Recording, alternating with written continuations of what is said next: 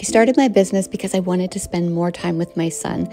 I had a master's degree and an office job, and I barely felt like I saw him, and it caused me to lose sleep at night. I had always wanted to be a hands-on mom, and I was dismayed at the fact that I couldn't.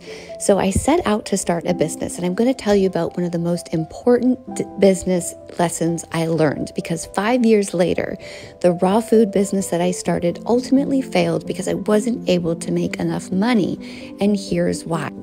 Even though eating healthy was a huge passion and teaching people even more of a passion, this interest didn't really intersect with a huge market need. In fact, only a small percentage of the population actually wants to eat that healthy, and mainly it's in January.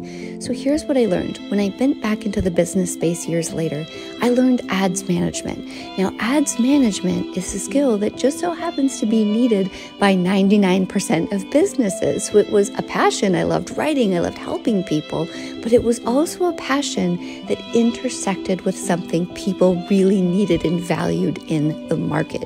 If you overlook this key principle, you really risk it all. So take a close look at that.